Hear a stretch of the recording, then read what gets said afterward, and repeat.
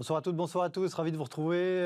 Late et Smart ce soir, comme chaque soir en semaine sur Bismart avec mes deux invités. Nous allons tenter de, si c'est possible, vous éclairer, en tout cas de tenter de réfléchir autour des questions d'actualité du moment, avec comme objectif, tant qu'à faire, de tenter là aussi de mieux les comprendre. De quoi allons-nous parler ce soir ?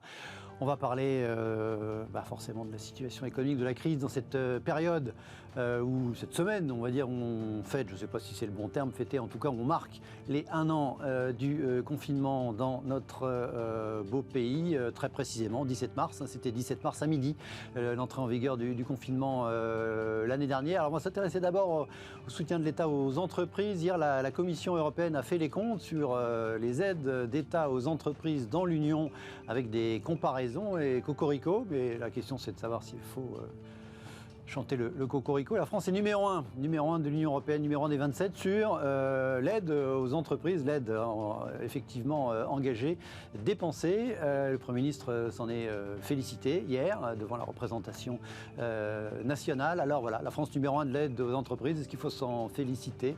Bravo, point d'interrogation, ou pas? Ce sera le sujet du premier débat. Et puis toujours dans cette logique de marquer les 1 an de cette période assez extraordinaire que nous vivons depuis le mois de mars 2020, on s'interrogera sur la question du travail.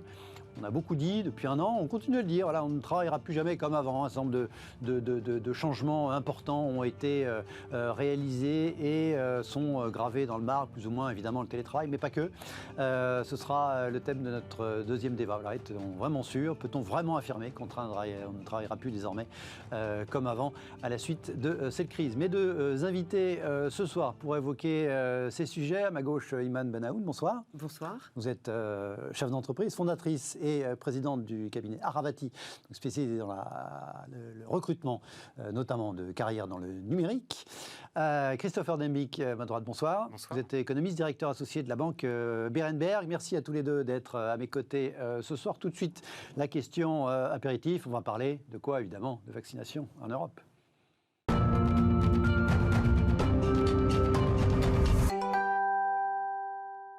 Stratégie vaccinale européenne pour cette question apéritif. Voilà, on a écrit vaccin de point l'Europe en panique. Alors c'est le feuilleton évidemment de ces derniers jours. Au-delà de la question des allers-retours et de la suspension, pas partout, hein, mais en une majorité de pays européens, de la vaccination avec le vaccin du laboratoire AstraZeneca. Aujourd'hui, la présidente de la Commission européenne, Madame von der Leyen, a fait un point. Elle a dit les débuts ont été durs, mais ça va mieux maintenant. Alors elle parlait globalement sur la stratégie de vaccination, notamment avec des nouvelles commandes qui ont été confirmées, notamment auprès du laboratoire américain, pour le coup, Moderna. Et puis, au détour de sa présentation, Madame von der Leyen a expliqué que les dirigeants de l'Union européenne, dans les différents pays, devraient envisager des mesures supplémentaires pour sécuriser l'approvisionnement en vaccins, sans exclure l'utilisation de pouvoirs d'urgence qui leur permettrait de prendre le contrôle de la production, de la distribution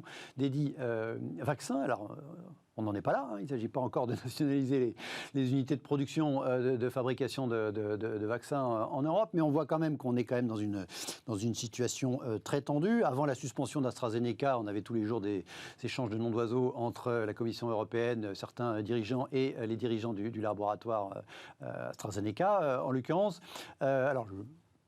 Le thème, l'Europe en panique, est certainement un petit peu exagéré. Iman Benaoun, malgré tout, hein, en mettant les pieds dans le plat, est-ce que commencer à envisager de seize control of production and distribution means, alors là on est vraiment pourquoi pas, on va envoyer l'armée autour des usines pour être sûr qu'il n'y ait pas d'exportation. On part quand même un petit peu dans tous les sens, c'est pas très encourageant, et c'est surtout une image de l'Union européenne qui est quand même très mauvaise et dont on aura du mal à s'en sortir, non?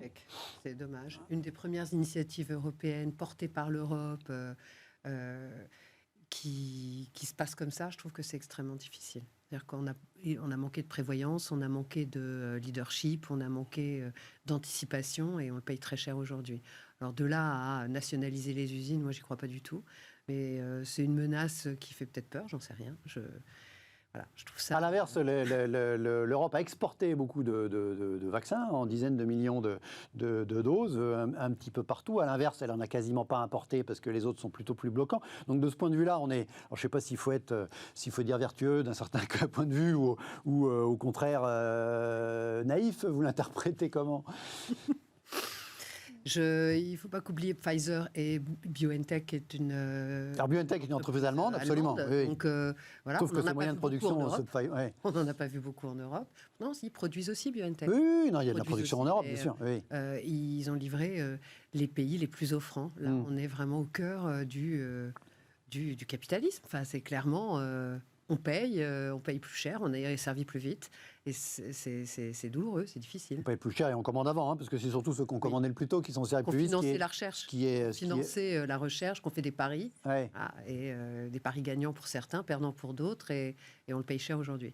Christopher, sur ces derniers, l'ensemble du feuilleton et puis les derniers développements, avec encore une fois, c'est des menaces probablement encore en l'air, mais ça montre quand même une tension très grande sur ce sujet et du point de vue de la Commission européenne qui a le sentiment quand même que sa crédibilité, je parlais d'image tout à l'heure, mais sa crédibilité est en jeu, et du point de vue des industriels, vous concluez quoi par rapport à cette situation? Enfin, vous concluez de façon temporaire, à date. Ce qu'on constate, c'est qu'effectivement, l'Union européenne a été extrêmement naïve dans la gestion des vaccins, ça semble évident, et que l'échelon qui est pertinent, c'est l'échelon national. Finalement, cette mise en garde, effectivement, de la Commission européenne, elle reflète quoi? Elle reflète simplement un état de fait. On a eu il y a quelques jours, quelques semaines de cela peut-être, le président du Conseil italien, Mario Draghi, qui a justement bloqué l'exportation de vaccins qui étaient produits sur le territoire italien. Et ce qui était assez fascinant, c'est que finalement... Vers l'Australie, en l'occurrence, c'était une commande de l'Australie. Ouais. Et ce qui était fascinant, c'est que finalement, les dirigeants européens se sont non pas réagis et certains se sont même rongés du côté du président du Conseil italien.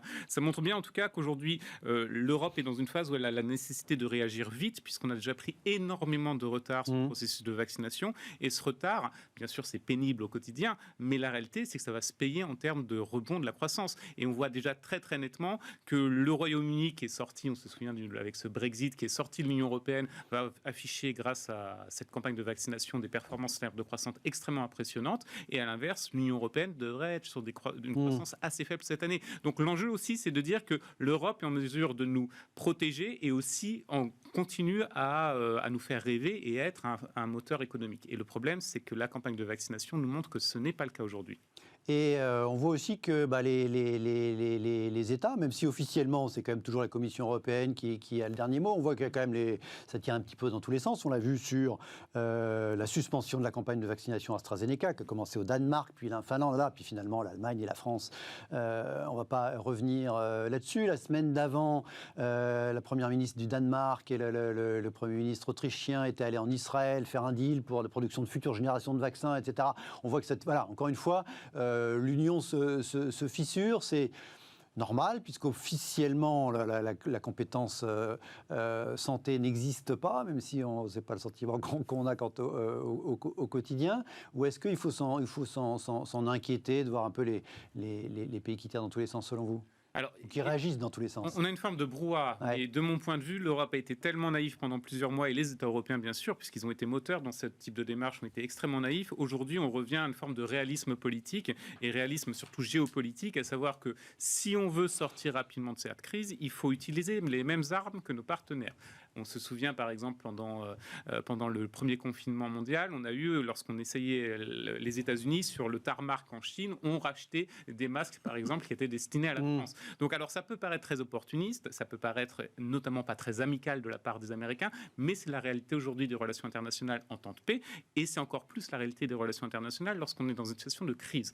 Donc, il faut être pragmatique aujourd'hui. Donc, c'est pas les bisounours. Complètement. L'Europe, malheureusement, était souvent ce bisounours un peu naïf. On essaye d'être le bon élève, mais comme personne d'autre n'est le bon élève, finalement, on est un peu le bonnet d'âne dans la classe. Et aujourd'hui, la réalité, c'est qu'il faut agir extrêmement rapidement. Je pense malgré tout que ça reste plus pertinent à l'échelon national dans la plupart des pays européens, parce qu'on voit que l'Europe a failli sur ce domaine-là, et aussi réagir très très vite pour essayer de sécuriser des vaccins pour aujourd'hui, mais potentiellement aussi pour la suite, puisqu'il y a des craintes que la pandémie revienne de manière plus intense en fin d'année. Donc il faut vraiment aussi avoir une planification sur le long terme, comme là, par exemple, aujourd'hui, le Royaume-Uni. Allez, on va rester dans le sanitaire, mais on va essayer de s'intéresser plus aux ces conséquences économiques en marquant les 1 an du confinement. C'est un petit peu la thématique de la semaine. Tout de suite, on s'intéresse au soutien financier aux entreprises.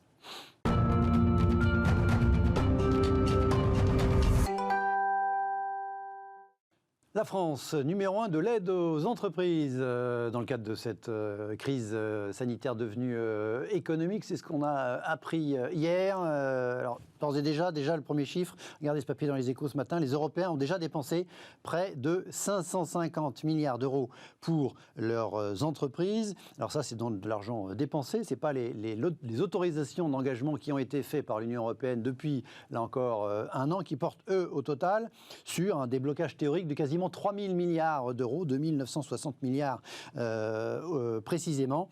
C'est ce que l'Union européenne a annoncé hier à la Commission, avec un classement des pays. C'est la France, donc, qui est, entre guillemets, en tête de ce classement. La question est de savoir s'il faut s'en réjouir. Combien Alors, le Premier ministre, lui, s'en est réjoui. Regardez, hier, à l'Assemblée nationale, relayé ensuite par un tweet du compte officiel du Premier ministre. La Commission européenne vient de le confirmer, la France est le pays de l'Union européenne qui a le plus soutenu ses entreprises et ses salariés face à la crise. Cet effort, nous allons le poursuivre dans un dialogue constant avec les partenaires sociaux. C'est notre honneur et notre devoir. Beaucoup d'emphase, le Premier ministre il aime bien ça. Globalement, sur le chiffre de la France, c'est 155 milliards d'euros d'ores et déjà engagés dans l'Hexagone. Comme ça, une réaction à chaud, est-ce que c'est une bonne chose que la France soit numéro 1 du soutien aux entreprises dans cette période, selon vous, chef d'entreprise, de votre point de vue de chef d'entreprise? Je ne sais pas si c'est une bonne chose, en tout cas c'est appréciable et c'était courageux de le faire et Emmanuel Macron a dit qu'il soutiendrait les entreprises, il l'a fait, c'est une réalité. En revanche, on sait qu'on va le payer, on sait qu'on le paiera d'une manière ou d'une autre, qu'on devra rembourser d'une manière ou d'une autre. Moi, ce qui me chagrine, c'est qu'on ne sait pas quand ça va s'arrêter. On ne sait pas quand ça va s'arrêter et on n'a pas l'air d'être bien parti pour que ça s'arrête vite. Et c'est un coût colossal. Tant mieux pour les chefs d'entreprise, tant mieux pour les restaurateurs, tant mieux. Je ne pense pas que ça va permettre à ces entreprises qui sont fermées depuis très longtemps de perdurer. On le voit, on a tous des amis restaurateurs, etc., qui rouvriront pas. Donc on voit l'impact sur le commerce, on voit l'impact sur la restauration, malgré les aides. Donc est-ce que ces aides, elles sont suffisantes? Est-ce qu'elles sont les bienvenues? Est-ce qu'elles sont trop importantes? Je ne sais pas, mais c'est trop long. Vous, dans votre secteur, est-ce que vous avez eu recours à des aides, soit de PGE, soit chômage partiel, etc. Parce qu'en gros, c'est les 2 enveloppes principales. À la période du premier confinement, on a fait appel au PGE, parce que là, il n'y avait vraiment aucune activité. Au chômage partiel, activité partielle, là, c'est vraiment anecdotique. Les gens qu'on n'a pas pu continuer à faire travailler parce que les entreprises qui les employaient, enfin, qui les faisaient travailler sont fermées ou on travaillait avec Air France, on travaillait avec Accor, donc là, autant vous dire que ça a continué. C'est anecdotique aujourd'hui par rapport à nos 300 collaborateurs. En revanche, je sais qu'il y a des effets d'aubaine par endroit. Je sais qu'il y a des opportunités de formation qui ont été saisies. Tout ce qui est de l'investissement sur l'avenir, tout ce qui est FNE, tout ce qui est formation, toutes ces dépenses-là font sens parce que c'est pas du à fond perdu. En revanche, l'activité partielle pendant des mois sur des secteurs qui vont peut-être pas repartir malgré tout, on peut quand même se poser la question. Vous parliez de PGE, est-ce que c'est des PGE qui ont été dépensés? Parce qu'on dit beaucoup les PGE, ils ont été sollicités par les entreprises, mais plus de la moitié, ils sont restés au coffre, entre guillemets, sur le compte en banque, et donc ils ne seront pas compliqués. C'était de la précaution. J'en termine avec le témoignage de la chef d'entreprise, puisque vous êtes avec nous. Il y a eu de la précaution, on a paniqué, on a non, mais c'est légitime, mais on l'a fait. En revanche, vous allez le rembourser? Oui, on va le rembourser et l'investissement est reparti. D'accord. On a recommencé à investir. Alors j'espère que ça va continuer. Nos clients ont recommencé à investir. Donc je pense qu'il a été bloqué pendant une période. Et puis les mesures qui ont été prises, les confinements plutôt partiels que complets, etc., ont permis aux entreprises de se dire, OK, on peut envisager d'investir. Alors cet argent, c'est 155 milliards d'euros de soutien de l'État aux entreprises, donc à la fois sous différentes formes, hein, on l'évoquait, c'est un peu ce qu'on a appelé soit de l'argent magique, soit les conséquences du quoi qu'il en coûte, annoncé fermement par le chef de l'État, c'était donc il y a 1 an et 1 jour, c'était le 16 mars 2020. Dans le Figaro aujourd'hui, une interview du président du MEDEF, Geoffroy Roux de Bézieux, je me contente juste de l'exergue qui est mise en avant par le quotidien, parce qu'il n'y a pas d'argent magique, on doit mettre fin progressivement au quoi qu'il en coûte, entre guillemets. Christopher Dembicke, déjà, le fait d'être numéro 1 dans ce classement, entre guillemets, présenté par la Commission européenne, est-ce que c'est une bonne chose? Alors, du point de vue des chefs d'entreprise à court terme, naturellement, nous a confirmé, enfin en tout cas nous a dit Iman, est-ce que ça pose des questions quand même, ou globalement il ne fallait pas, durant cette première année de crise, se poser trop de questions sur un tel sujet? Alors la France a bien appris des erreurs qu'elle a faites par le passé, notamment la crise de 2007-2008, où on avait eu beaucoup moins recours par exemple au chômage partiel, et on avait détruit des talents. Donc ça avait été très compliqué dans certains secteurs d'activité qui avaient été directement pénalisés par la crise, finalement de retrouver des personnes qualifiées, de recréer de la richesse, recréer de la productivité par la suite. Là, ce qu'on a fait, on a un peu mis l'économie sous cloche. Bien sûr, il faudra à un certain stade payer, bien sûr, et je suis complètement d'accord, on aura des faillites d'entreprise, on n'évitera pas ce sujet-là, mais dans l'immédiat, il fallait s'assurer qu'on mette le maximum sur la table pour éviter qu'on ait des effets de chaîne, puisque fondamentalement, la vraie crainte n'est pas d'avoir des faillites d'entreprise qui surviendront dans tous les cas, peut-être dans des proportions un peu plus importantes, mais d'avoir des secteurs entiers qui, du jour au lendemain, du fait du confinement, notamment du premier confinement, se soient complètement effondrés, et donc hausse du chômage, etc. On a eu une attitude, je pense, en termes de politique économique responsable. On a pris les bonnes mesures. Maintenant, je pense que le terme qui est important, qui a été évoqué dans cette interview du Figaro, est progressif. C'est-à-dire qu'il faudra retirer très, très progressivement ces mesures. C'est-à-dire que lorsqu'on aura finalement cette vaccination quasiment totale de la population française, qui devrait intervenir dans cette année, à un certain stade, il ne faut pas croire que les mesures de soutien devront disparaître du jour au lendemain. Sauf si on accepte dans le même temps, en plus avec une présidentielle en perspective, des faillites. C'est donc pas le plus probable, voilà. Compte tenu de la présidentielle en perspective que vous évoquez. Oui. Ça va être très compliqué. Donc ça veut dire qu'on va avoir un maintien de mesures de soutien et de l'argent public qui va continuer d'irriguer l'économie. Le souci, c'est qu'à un certain stade, c'est aussi de la dette pour l'État, c'est de la dette pour les entreprises, et tout ça, il faudra le rembourser. La solution qui est évoquée par le gouvernement, c'est on va investir, donc ça fera de la croissance.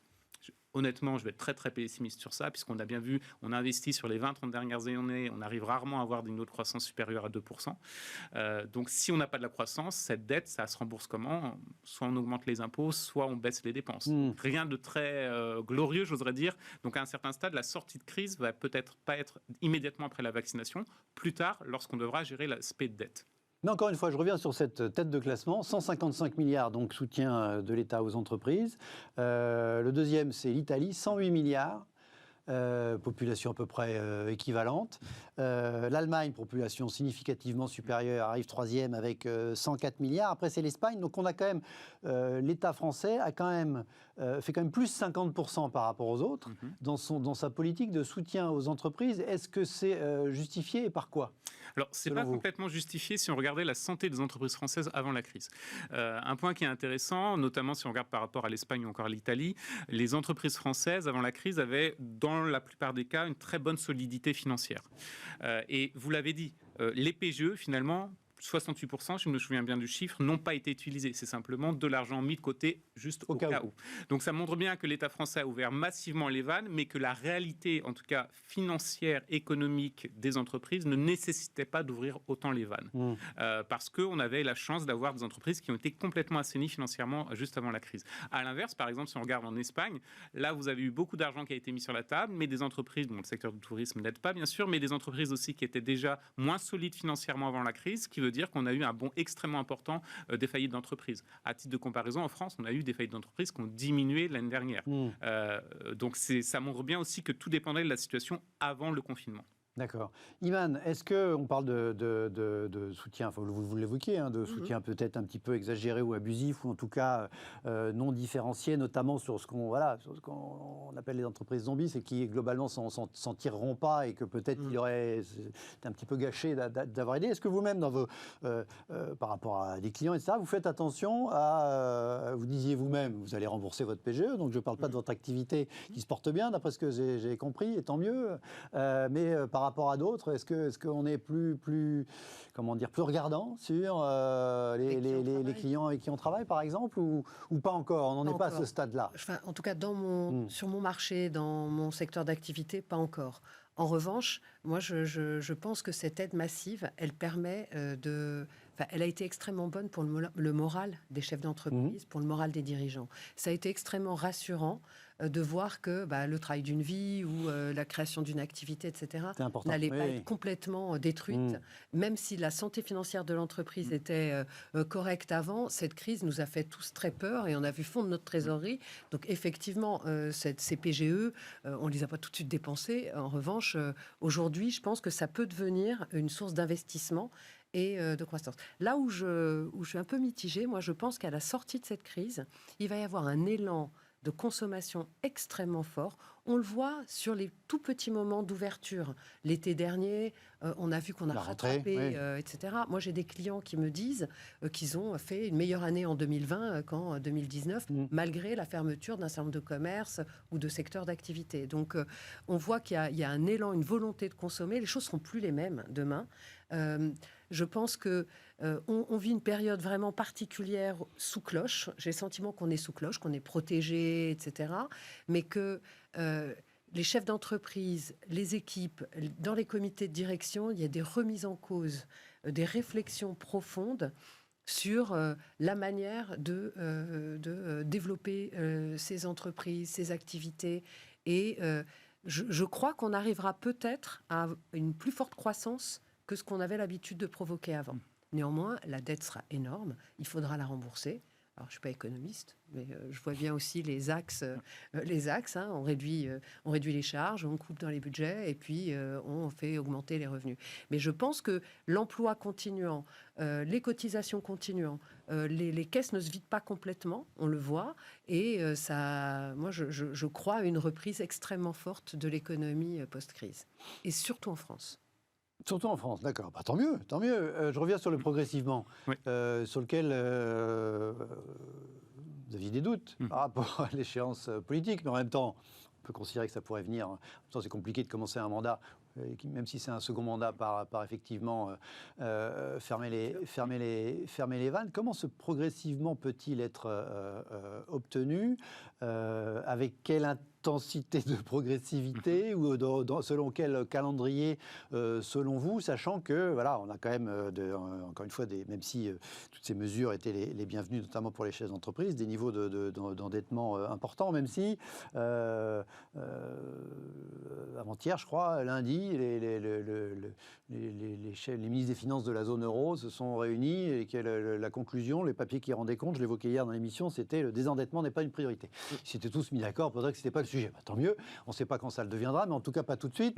D'où le progressivement de Roux de Bézieux, là, qui dit, voilà, est-ce que le progressivement, il doit se faire peut-être avec un meilleur fléchage par secteur, ou est-ce que, essayer d'étayer ce progressivement de votre point de vue, en termes de méthode? Vous avez deux types d'approches, l'approche qui est globale et l'approche effectivement plus sectorielle. L'approche qui est globale, c'est éventuellement de réfléchir sur ces PGE, puisque vous avez aussi certains secteurs d'activité, on parlait de la restauration, où vous avez des loyers impayés, etc. Donc de transformer ces PGE et de créer des prêts consolidés. C'est notamment demandé par le patronat depuis plusieurs mois. C'est une option que le gouvernement regarde d'assez près et ça me paraît être une approche assez intéressante, en particulier pour certains secteurs qui font face à d'autres charges, pas uniquement liées au PGE, surtout pour les secteurs les plus pénalisés. Ensuite, du point de vue sectoriel, il va falloir à un certain stade aussi comprendre que, y compris dans les secteurs les plus touchés, vous aviez ces fameuses entreprises zombies. Donc ces fameuses entreprises zombies, il faudra retirer un certain stade de soutien. Donc ça veut dire d'avoir vraiment une approche au cas par cas pour bien comprendre à la fois par secteur, mais aussi regarder au plus près des entreprises, puisque tout simplement, on ne peut pas se permettre d'avoir dans l'économie... Alors, les chiffres, malheureusement, ne sont pas très fiables, mais La proportion d'entreprises zombies, c'est entre 5 et 10% des entreprises, selon les estimations. Ça reste quand même relativement marginal. Mais le souci, c'est que lorsqu'on a un niveau d'entreprise zombie qui est extrêmement important, ça pénalise le rebond de la croissance. Je rebondirai juste sur la croissance. Comme vous, je pense qu'effectivement... Parce que c'est de l'argent qui est mal utilisé. Enfin, d'un point de vue macro, vous investissez pas dans les innovations, etc. Je pense qu'effectivement, vous aurez un levier qui est intéressant, au moins sur les 2 prochaines années. Je pense qu'il y a consensus sur le fait qu'on aura une croissance extrêmement élevée. Je serais d'accord notamment sur la France avec vous. Le souci, c'est qu'après, on va se rapprocher de notre croissance de long terme et la croissance potentielle, sauf miracle sur la productivité, sur l'innovation, en France, elle est entre 1 et 2%. Donc le souci, c'est que si on a 2, peut-être 3 ans de vrais miracles économiques, entre guillemets, mais il faut bien comprendre aussi qu'il ne faut pas regarder juste la progression de la croissance en pourcentage, mais quand est-ce qu'on revient au niveau de croissance d'avant-crise. Pour la France, ce serait premier ou deuxième trimestre 2022. Donc ça veut dire qu'on a une possibilité de forte croissance sur 2 ou 3 ans, mais après, si cette croissance diminue très fortement, comment on se désendette ? Et ça va être ça le vrai enjeu. C'est pour ça qu'on a aussi dans le débat public toute cette notion d'investissement dans l'avenir. Le plan de relance français était notamment un plan de relance sur du très long terme. Et ça peut être des éléments qui vont accompagner aussi les entreprises. Mais comme toujours avec les investissements d'avenir, il y a toujours une forte incertitude. On a fait plein de plans d'investissement d'avenir en France. Il y a une forte incertitude sur l'impact économique. Et de l'autre côté, même s'il y a un consensus européen sur le fait qu'il ne faut pas désendetter, il faudra regarder, être très vigilant sur ce que va dire l'Allemagne. Vous avez déjà quand même... alors, Madame Merkel qui il y a un enjeu politique avec les élections en septembre en Allemagne. Complètement. Madame Merkel, je pense, avait parfaitement compris les enjeux européens et elle n'a jamais mis sur la table la question du désendettement. Son successeur, et tout dépendra bien sûr de la marge de manœuvre qu'il aura, puisqu'on a vu que le parti d'Angela Merkel, la CDU, a eu une mauvaise performance lors des dernières élections. Donc, il faudra voir aussi si du côté allemand, on est toujours sur la même ligne de désendettement.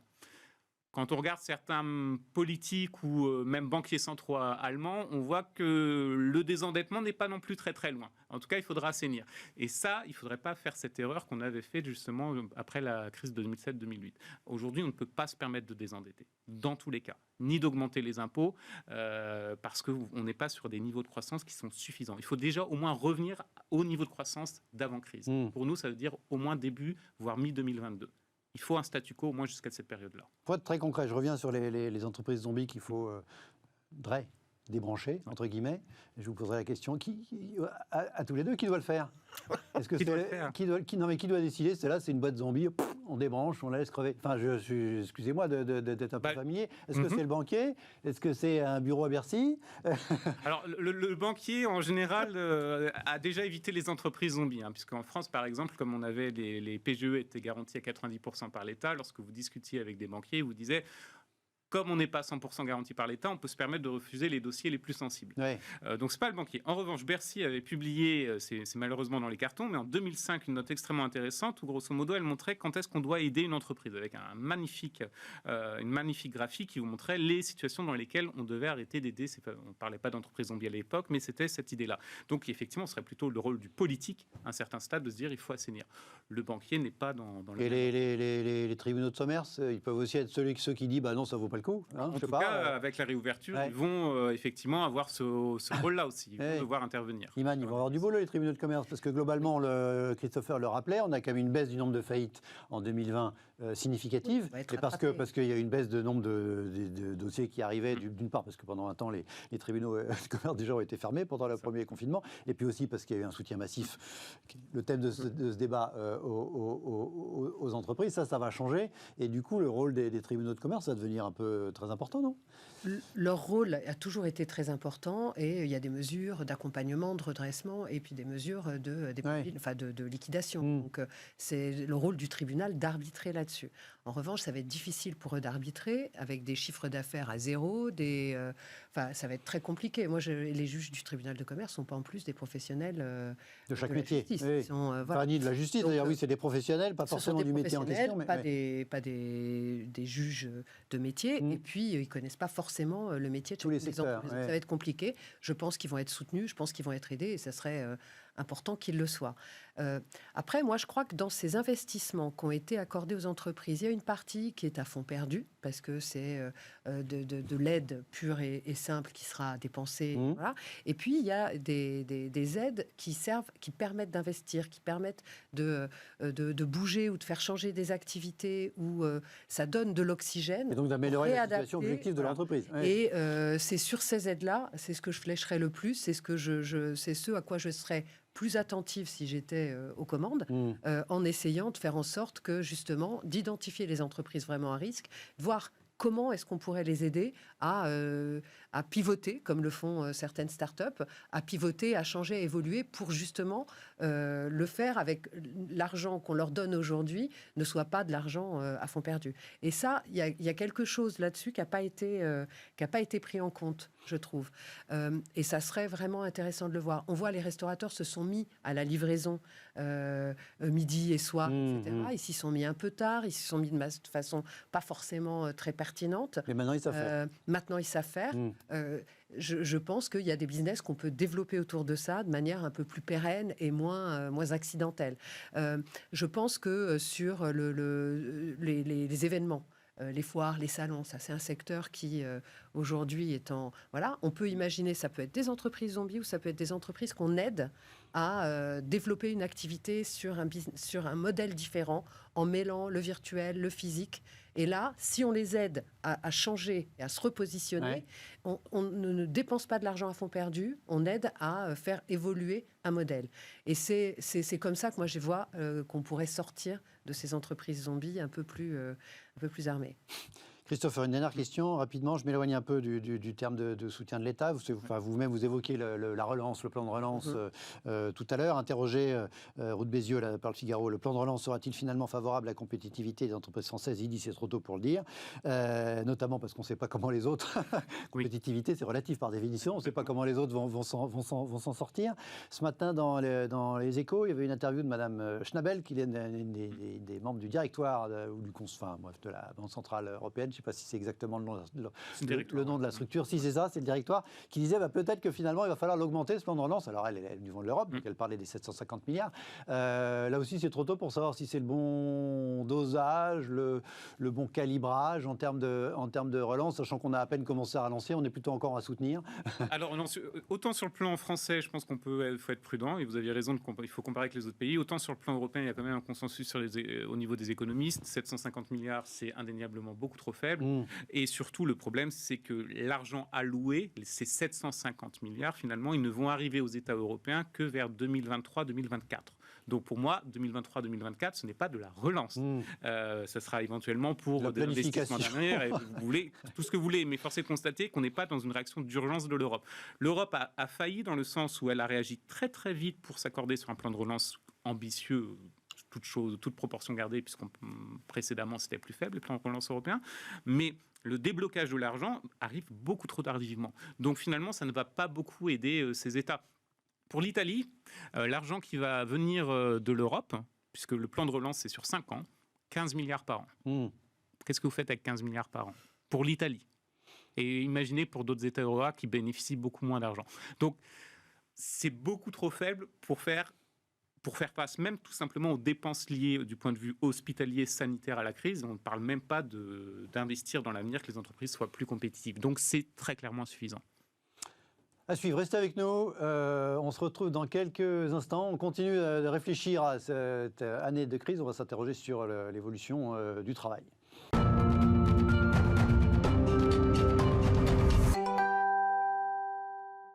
Retour dans Late et Smart. Merci de rester fidèle. On parle dans cette deuxième moitié de l'émission du travail. Nous restons une espèce de logique de commémoration. Je ne sais pas ce qu'il faut dire. En tout cas, on marque les 1 an du confinement. Rappel, 1 an d'histoire. 17 mars 2020, c'était il y a 1 an, le début du premier confinement en France. Interdiction de sortir. Donc c'était à midi. C'était un mardi, mardi 17 mars 2020. Donc au lendemain Seconde prise de parole du chef de l'État en 5 jours. Interdiction de sortir, donc sauf, on s'en souvient, en étant muni d'attestations remplies et signées. Ce premier confinement, il durera donc jusqu'au 11 mai 2020, soit durant 55 jours. Et au total, le calcul a été fait par différents médias depuis hier, sur un an, le calcul confinement plus couvre-feu, les différents couvre-feux, au total, ça donne plus de 200 jours quand même sur 365. On voit bien qu'on n'a pas vécu une année tout à fait normale. On s'y intéresse du point de vue du travail. C'est vrai que alors ça a commencé tout de suite, dès le confinement, les tribunes, le travail, le télétravail évidemment, plus rien ne sera comme avant, alors dans tous les domaines, mais notamment dans celui du travail, avec le recul, même si c'est pas terminé, c'est pas un bilan définitif qu'on va faire aujourd'hui sur la question du travail, des relations humaines, du relation entre les salariés et leurs entreprises. C'est notamment votre métier, Iman. Quel bilan vous faites alors, par rapport à cette question? Là, je dis on ne travaillera plus comme avant, c'est ce qu'on disait, ou c'est ce qu'on dit encore beaucoup aujourd'hui. Est-ce qu'on est vraiment sûr de ça? Voilà, est-on vraiment sûr de ça? Êtes-vous vraiment sûr de ça ou pas? Oui, la réponse est oui, selon vous. On ne travaillera Pourquoi? plus comme avant, parce qu'il y a beaucoup de choses qui ont évolué. Je trouve, alors il y a une chose qui est très subjective, mais moi je la vis chez mes clients, je la vis avec mes collaborateurs, c'est la confiance. On s'est aperçu que on pouvait laisser les collaborateurs travailler de chez eux, et qui travaillaient quand même, et que le job était fait, et souvent que la productivité augmentait. Donc on est passé de la méfiance vis-à-vis du travail à distance vers la confiance. À une confiance et une responsabilisation et un management qui a énormément évolué. Moi j'avais beaucoup critiqué les managers sur le travail à distance dans plusieurs articles auparavant, en disant le manager qui ne fait pas confiance à son collaborateur, c'est-à-dire qui ne sait pas le faire travailler s'il ne le voit pas, doit se poser des questions sur quel manager il est et puis quelle formation il devrait peut-être envisager. Donc ça, il y a eu une espèce d'explosion et les managers se sont remis en cause. Ils ont dû apprendre à travailler autrement, à collaborer autrement, à manager à distance. Et ils se sont rendus compte d'un certain nombre de choses qu'on vit. Moi, je l'ai vécu quand un collaborateur est parti s'installer à Nantes. J'ai décidé de le garder et j'ai travaillé avec lui à distance. Ça fait plusieurs années que ça dure. Là, j'ai découvert que ça ne changeait pas grand-chose, qu'il fallait travailler la relation avec l'équipe, etc., de façon différente, mais que... on peut manager sans voir, sans côtoyer directement. En revanche, ça ne peut pas être définitif. Ça ne peut pas être 5 jours sur 5 et ça ne peut pas être toute la vie.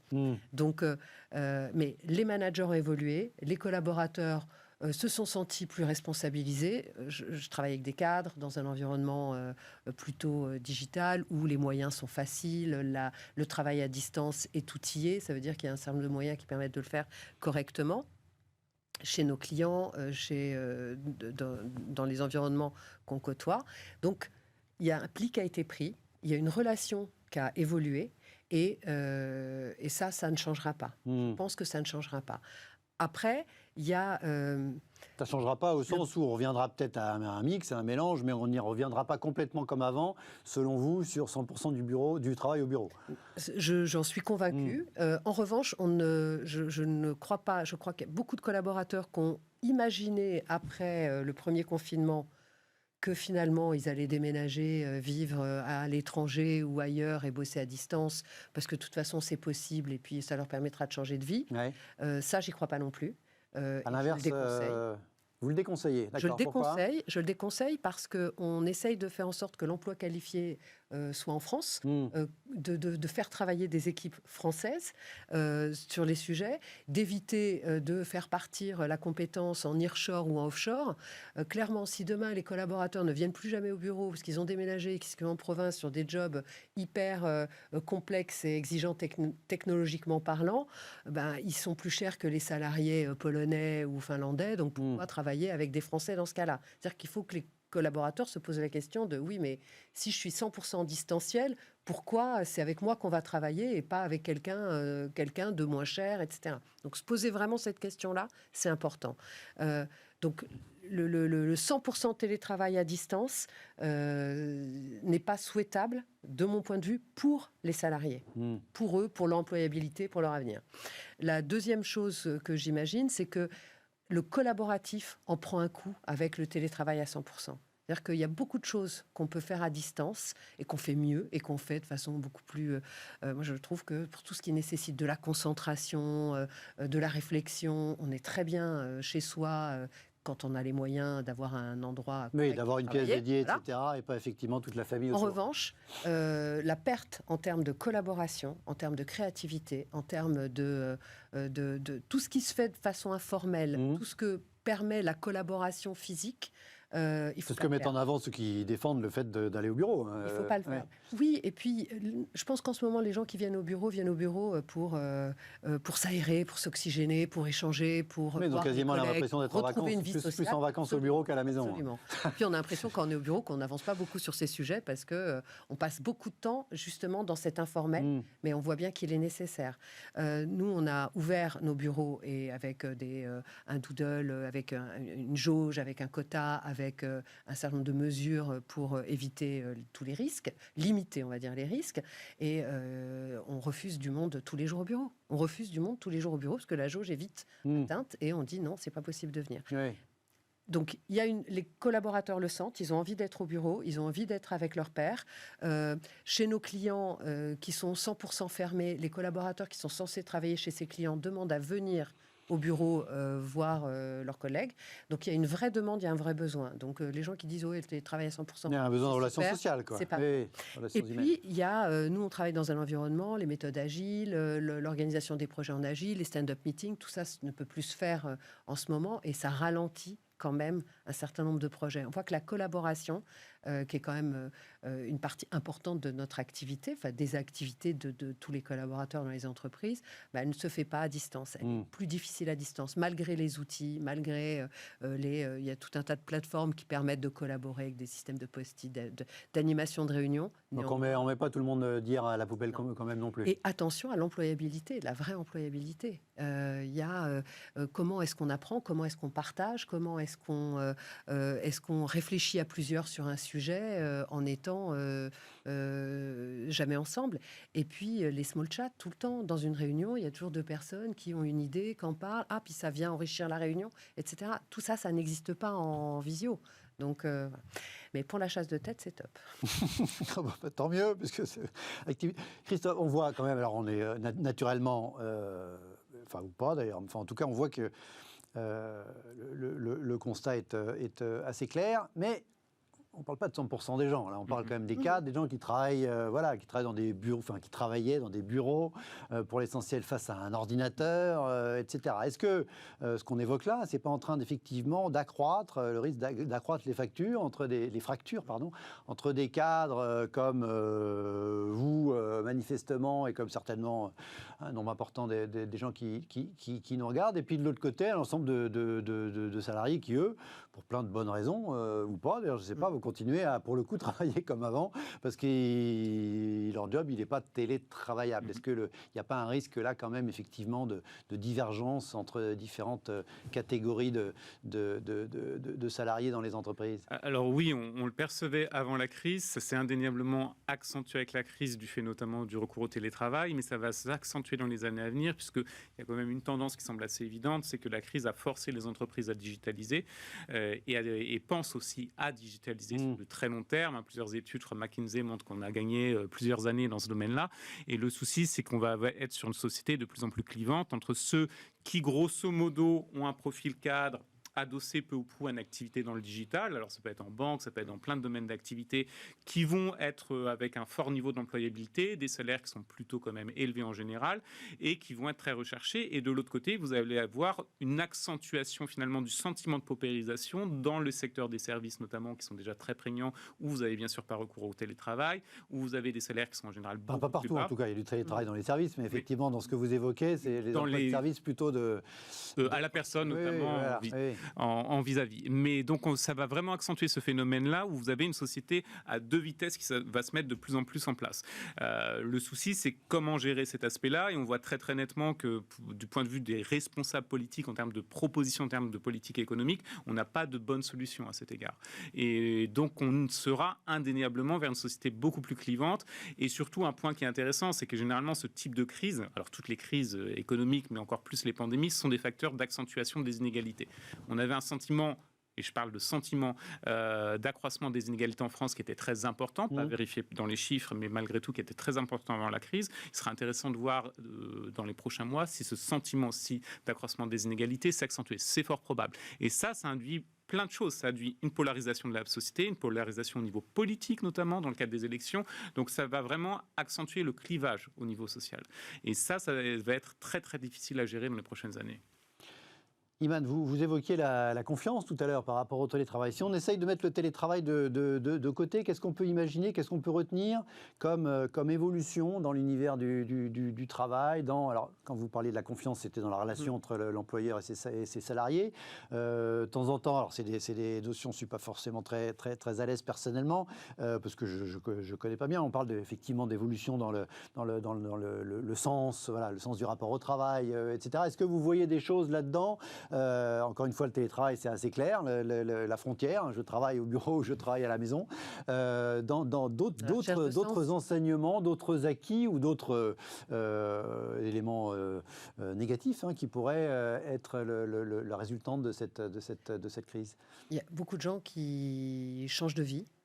Parce qu'ils ne voient plus le sens de leur engagement professionnel aujourd'hui. Ils ne voient pas l'intérêt de la vie qu'ils mènent. Enfin, ils se sont posés beaucoup de questions. Et ils se sont posés les questions parce qu'ils ont eu le temps de se poser les questions, Absolument. notamment ils ont eu le temps de se poser des questions. Et puis, on les a aidés à se poser des questions. Enfin, on voit les médias, etc. C'est vraiment un sujet fort. Et puis, l'écologie, la planète, le RSE. Il y a tout un tas d'indicateurs et qui permettent aux gens de se poser aujourd'hui de vraies questions sur la manière dont ils ont envie de vivre. Nous, on a eu des démissions de gens assez jeunes en disant je vais partir, je vais changer de vie, je vais faire autre chose, je pars à La Réunion, je pars là, je vais vivre autrement, je ne veux plus vivre comme je vivais avant. On en a pas mal. Donc oui, c'est une réalité. Après, nous, on est dans un environnement où globalement, les gens ont le choix, ont globalement plutôt le choix de ce qu'ils veulent faire, dans quelle entreprise ils veulent le faire. Donc la question du sens, on l'a depuis longtemps. On l'a avec des collaborateurs. Tout le monde n'a pas le temps ou les moyens de se poser des questions sur son... Non, il y a beaucoup de gens qui cherchent un emploi. Et quand vous cherchez un emploi, vous cherchez un emploi. Et si on veut bien de vous, vous y allez. Nous, on travaille avec des populations plus favorisées.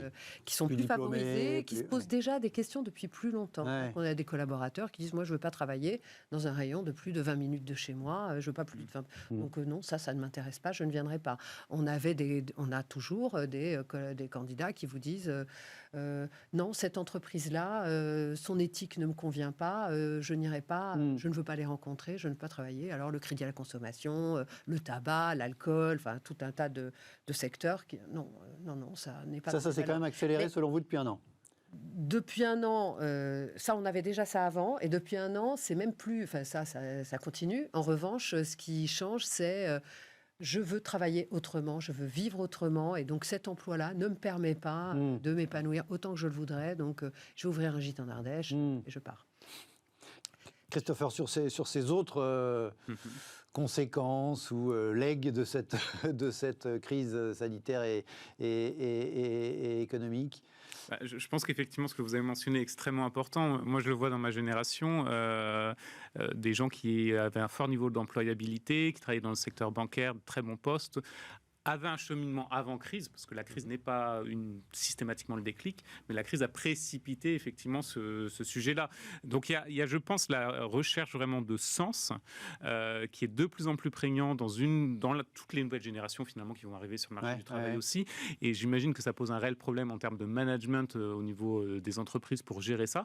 Et je crois que réellement, il va falloir s'adapter, intégrer finalement que la thématique métro-boulot-dodo, je caricature un peu, mais qui est parfois le cas quand même quand on vit dans des grandes métropoles, ne fait plus rêver les nouvelles générations qui arrivent sur le marché du travail. Donc il faudra trouver à la fois un accord en termes de valeurs, un équilibre entre vie privée et vie professionnelle, qui peut passer éventuellement d'ailleurs par le recours au télétravail un peu à échéance régulière au niveau de la semaine.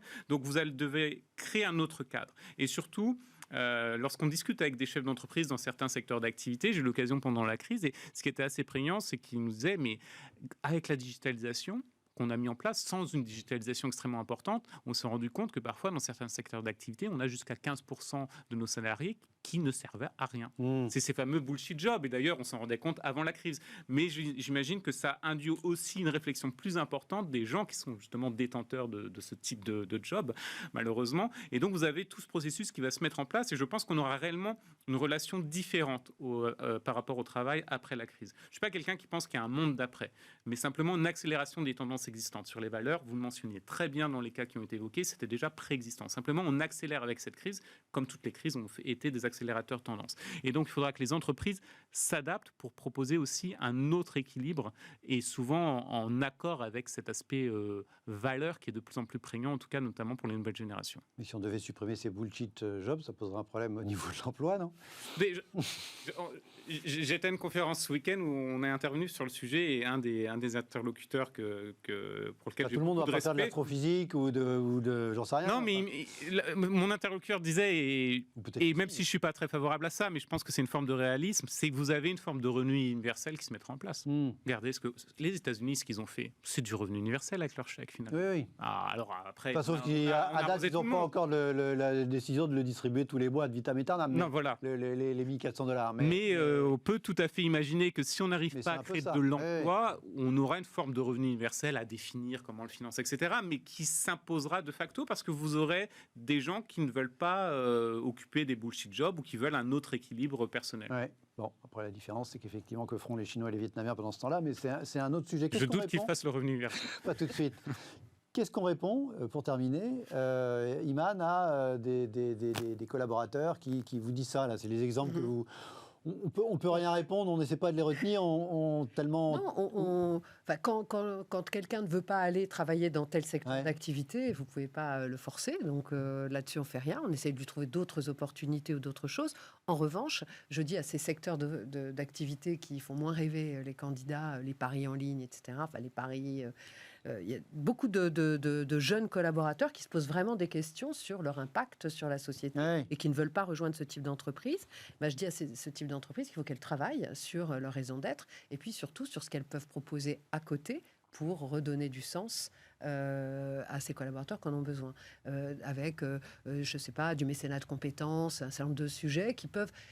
qui sincèrement attirent les collaborateurs. Alors, ok, bon, travailler dans cette entreprise-là, j'ai pas le sentiment de contribuer de façon très sympathique à la société, mais je fais du mécénat de compétences, je donne de mon temps payé de collaborateurs pour une association, ça compense et je me sens un peu plus à l'aise. Donc voilà, moi, ce que je réponds. Travaille sur on appelle ça la marque employeur, c'est ça, du point de vue des boîtes. L'entreprise, oui. Peut offrir. Voilà, très bien. À suivre. Allez, il nous reste 5 minutes. On balaye 2-3 sujets. On va rester sur une question d'employabilité des salariés, là, tout de suite, avec l'exemple d'Uber.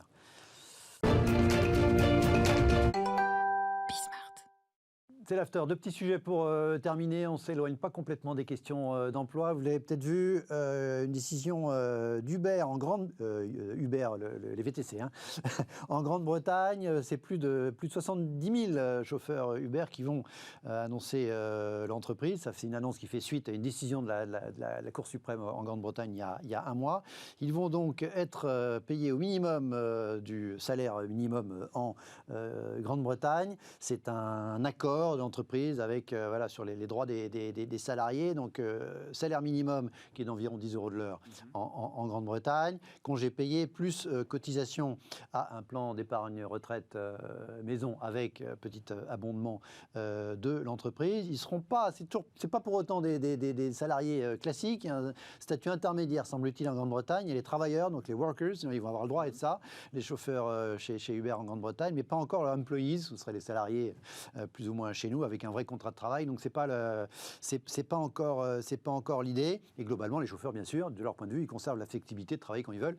C'est, on imagine aussi parfois peut-être un peu de leur point de vue un atout, même si toute cette gig économie, l'économie au cachet, à la journée comme à l'ancienne, pose plein de sujets. Que vous inspire, Iman, cette décision un peu à minima d'Uber en Grande-Bretagne? Pour l'instant, c'est que la Grande-Bretagne. C'est que la Grande-Bretagne, mais du coup, ça va impacter, à mon avis, les autres pays, et tant mieux. Et on est obligé de se positionner là-dessus. On va être obligé de se positionner en Europe, et là, il y a eu déjà des actions, et ça va bouger. En revanche, je trouve qu'ils ont fait une belle communication pour quand même un investissement qui n'est pas très important pour l'entreprise. Parce que les contrats retraite, c'était déjà actif. Les contrats retraite, Uber prenait déjà en charge ça. Donc, ils ont rajouté les congés payés, parce que le salaire minimum était bien dépassé par les... Ils sont déjà payés au-dessus en moyenne. Hein, oui. Donc, ils en ont profité pour faire une annonce un peu sympa. En revanche, ça va leur coûter les congés payés. Et c'est sûr que n'étant pas rentable... Ça fait quand même une charge, on imagine, suivre. Alors, il y a je ne sais pas regarder s'il y avait des évaluations de coûts. Mais... Et il y a en Grande-Bretagne comme en France une très forte concurrence entre les différents VTC, plus la crise sanitaire, donc c'est chaud. Ce type de décision, vous pensez que ça peut mettre à mal, c'est peut-être un grand terme, mais justement toute cette gig économie, voilà, soi-disant très glamour, parce que c'est sympa de commander un repas sur Deliveroo, mais finalement c'est un pauvre bonhomme qui est sur son vélo, qui n'a aucune protection sociale et qui est payé très peu cher à la journée ou à la course. La gig économie, c'est la précarisation. Ça fait 10 ans, une myriade de papiers le montre très bien. Donc l'État, ou en tout cas les tribunaux, doivent réglementer un certain stade. Je pense qu'indéniablement, ça va faire effet boule de neige aussi en Europe, un peu partout. On ne peut pas se permettre finalement qu'un modèle économique se développe sans être en plus rentable, mais profitant d'une précarisation des employés. Ça fait un peu trop de négatifs dans ce cadre-là. Et surtout, d'une certaine manière, ils ne respectent pas les mêmes règles que les autres entreprises qui n'appartiennent pas à la gig économie, qui tournent les charges à l'égard de la... Et pourtant, c'est beaucoup des fleurons de la tech. Hein. Deliveroo s'apprête à s'introduire en bourse à Londres. On parle évidemment de milliards de livres sterling de valorisation. Uber, ça a valu plus que peut-être qu'aujourd'hui, mais enfin, on parle en dizaines de milliards de dollars de valorisation encore. Ces entreprises sont souvent quand même présentées comme des fleurons du monde de demain. Jusqu'à ce que la bulle explose. Jusqu'à ce que ça craque. Le problème, c'est qu'aujourd'hui, l'argent est facile. Vous parliez de l'argent magique, mais à certains stades, ça ne va pas durer 30-40 ans. Si ces entreprises sont encore là dans les prochaines années, il faudra qu'elles arrivent quand même à montrer qu'elles peuvent être rentables sur un horizon temps relativement court. Sans forcément exploiter leurs salariés ou leurs workers, comme disent les Anglais. Apparemment, il y a un statut intermédiaire. Allez, pour terminer très rapidement, interrogé par un journaliste, Joe Biden, on lui a demandé s'il estimait que le président de la Russie était un tueur. Il a acquiescé, oui, je pense. Vous verrez bientôt le prix qu'il va payer. Il en paierait les conséquences. C'est un entretien qui a été diffusé par la chaîne américaine ABC. Je pense c'est aberrant. Enfin... ça vous inspire quoi par rapport au monde? On a l'impression d'être un peu revenu à Ronald Reagan. C'est une erreur complète en termes de jugement, puisque finalement la Russie et les États-Unis interviennent sur plein de champs de bataille, que ce soit au Moyen-Orient, je penserai à la Libye, ou encore en Afrique, donc dans le Maghreb, au niveau de la Libye, ou plus exactement au Moyen-Orient. Donc il y a de facto une forme de coopération qui doit prévaloir entre ces deux États. Donc attaquer son dirigeant, je ne vois pas l'intérêt aujourd'hui pour l'administration Biden, ça va juste compliquer les choses, alors ils sont de facto partenaires sur plein de sujets. C'est peut-être plus facile d'attaquer les Russes que les Chinois, parce que même s'ils sont partenaires avec les Russes, avec les Chinois, les relations commerciales sont tellement énormes qu'on y va quand même un peu plus avec des pincettes, même si les choses sont dites un peu quand même. Disons que les représailles russes en général à l'égard des États-Unis, elles sont proches de zéro. Les représailles parce qu'il n'y a pas de levier à actionner. Les représailles chinoises, on les a vues ces dernières années, elles peuvent être extrêmement importantes. Je pense que c'est une bonne analyse. Un commentaire, très vite.